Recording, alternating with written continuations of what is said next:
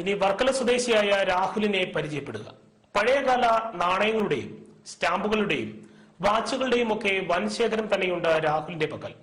രാഹുലിന്റെ പഴമകൾ തേടിയുള്ള യാത്ര തുടരുന്നു.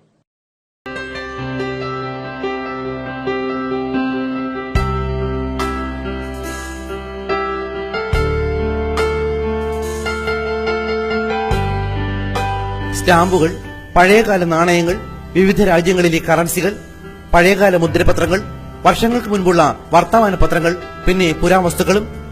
രാഹുലിന്റെ ശേഖരത്തിന് പഴമയുടെ ഗന്ധം.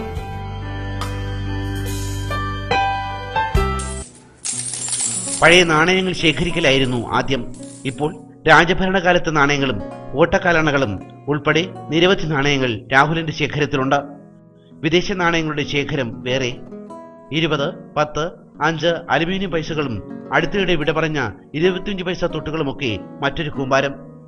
നാണയത്തൊട്ടുകൾക്ക് പുറമെ വിവിധ രാജ്യങ്ങളിലെ കറൻസികൾ, 20, 10, 5, 2 രൂപകളുടെ പഴയകാല നോട്ടുകൾ, സ്റ്റാമ്പുകളുടെ വൻ ശ്രേണിയും രാഹുലിന്റെ പക്കലുണ്ട്.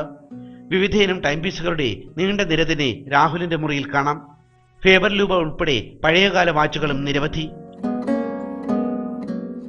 പണ്ടുപണ്ടുള്ള പത്രങ്ങളും രാഹുൽ നിധി പോലെ സൂക്ഷിക്കുന്നു. മഹാത്മജി, ഇന്ദിരാഗാന്ധി, രാജീവ് ഗാന്ധി, MGR എന്നിവരുടെ മരണവാർത്തകളുമായി പുറത്തിറങ്ങിയ ദിനപത്രങ്ങൾ രാഹുലിന്റെ ശേഖരത്തിലുണ്ട്.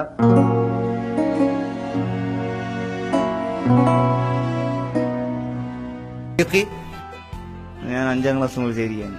ഞാൻ ഗസ്റ്റുകളിൽ നിന്ന് മേടിക്കുമ്പോൾ അല്ലാതെ ചില ആൾക്കാർ വർക്കലുള്ള ചില ആൾക്കാർ തരും. പൈസ കൊടുത്ത് മേടിക്കുന്നതല്ലല്ലോ, ഇതൊന്നും കളക്ട് ചെയ്യുന്നതാണ്. പൈസ ആളുകൾ തരുന്നതാണ്.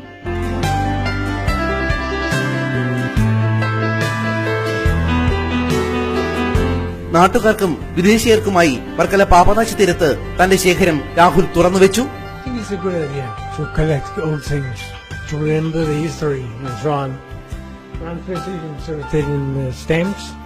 I have a big collection of Indian stamps at home, different old states and so on. From my childhood and so on. So, yes, I have.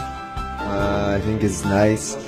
It's really a lot of countries presented their coins and the good watches over there.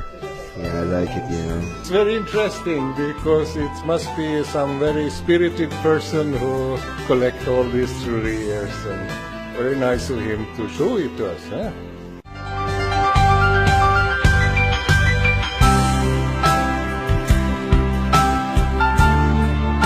വിദേശീയരായ വിനോദസഞ്ചാരികൾ നിരവധി പേർ ഈ കാഴ്ച കാണാനെത്തി. തന്റെ പ്രദർശനം കാണാൻ ആൾക്കാർ കൂടുതലെത്തുന്നതിൽ രാഹുലിന് സന്തോഷം. AC news Varkala.